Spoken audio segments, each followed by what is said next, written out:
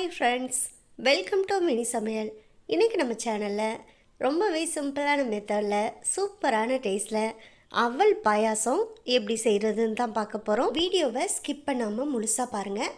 அப்போ தான் நீங்களும் இதை ட்ரை பண்ணி பார்க்கலாம். ட்ரை பண்ணி பார்த்துட்டு எப்படி வந்துச்சுக்கிறத கமெண்ட் பாக்ஸில் சொல்லுங்கள்.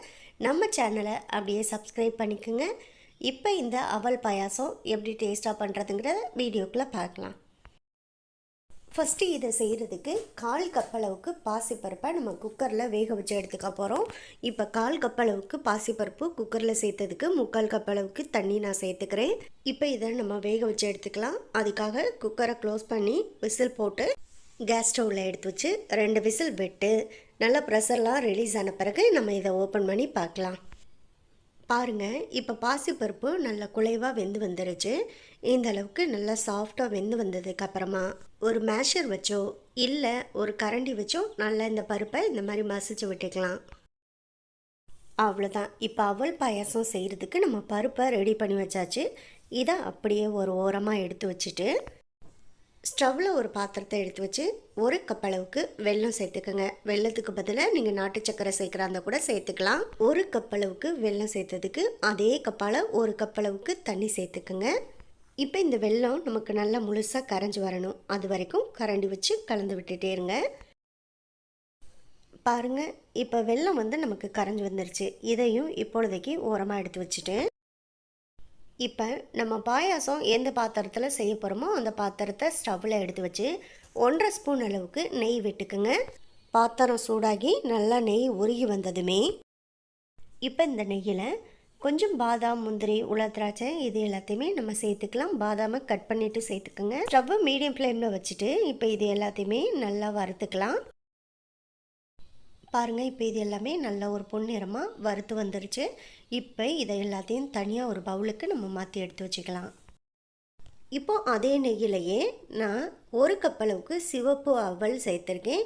நீங்கள் சிவப்பு அவலுக்கு பதிலாக வெள்ளை அவல் சேர்க்குறதா கூட சேர்த்துக்கலாம். இப்போ இந்த அவலை ஸ்டவ்வை மீடியம் ஃப்ளேமில் வச்சுட்டு ஒரு 2-3 நிமிஷத்துக்கிட்ட நல்லா நெய்யில் வறுத்துக்கலாம். அவலை நெய்யில் வறுத்துட்டு செய்யும்போது பாயாசம் நமக்கு சாப்பிட்றதுக்கு நல்ல மணமாகவும் டேஸ்ட்டாகவும் இருக்கும். இப்போ பார்த்தீங்கன்னா அவலை நெய்யில் வறுத்தாச்சு. இப்போ இதில் 3 கப் அளவுக்கு நல்ல கெட்டியான பால் காய்ச்சி ஆற வச்சு வடிகட்டின பால் சேர்த்துக்கோங்க. காய்ச்சின பிறகே பாலை சேர்த்துக்கோங்க, பச்சை பால் சேர்க்க வேணாம். அதே போல் காய்ச்சின பாலையுமே நல்லா ஆற வச்சுட்டு வடிகட்டிட்டு சேர்த்துக்கோங்க. இதில் மெஷர்மெண்ட் பார்த்தீங்கன்னா 1 கப் அவல், 1 கப் அளவுக்கு வெல்லம், அந்த வெல்லத்தை கரைச்சி எடுக்கிறதுக்கு அதே கப்பால் 1 கப் அளவுக்கு தண்ணி சேர்த்துக்கோங்க. பால் சேர்க்கும்போது 3 கப் அளவுக்கு பால் சேர்த்துக்கோங்க.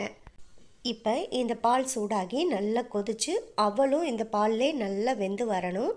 அது வரைக்கும் நம்ம லைட்டாக இடையில இந்த மாதிரி கரண்டி வச்சு கலந்து விட்டு வெயிட் பண்ணலாம். பாருங்கள், இப்போ நமக்கு பால் நல்லா கொதிச்சு வந்துருச்சு. அவல் நல்லா சாஃப்டாக வெந்து வர வரைக்கும் நம்ம இடையில இந்த மாதிரி கலந்து விட்டுக்கலாம்.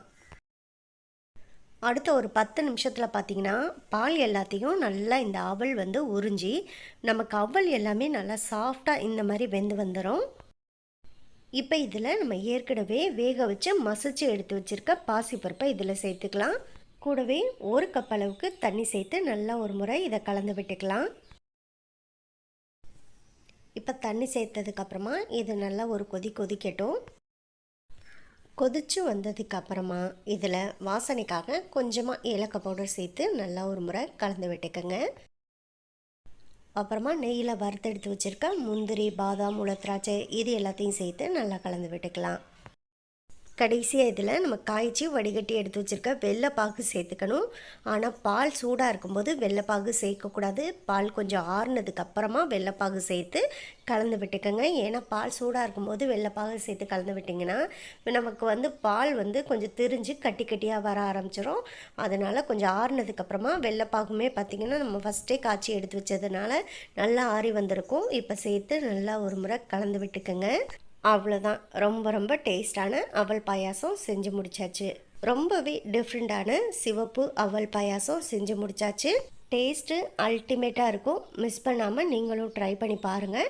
ட்ரை பண்ணி பார்த்துட்டு எப்படி வந்துச்சுங்கிறத கமெண்ட் பாக்ஸில் சொல்லுங்கள். இந்த வீடியோ உங்களுக்கு பிடிச்சிருந்தா இந்த வீடியோவை லைக் பண்ணி நம்ம சேனலை மறந்துடாமல் சப்ஸ்கிரைப் பண்ணிக்கோங்க.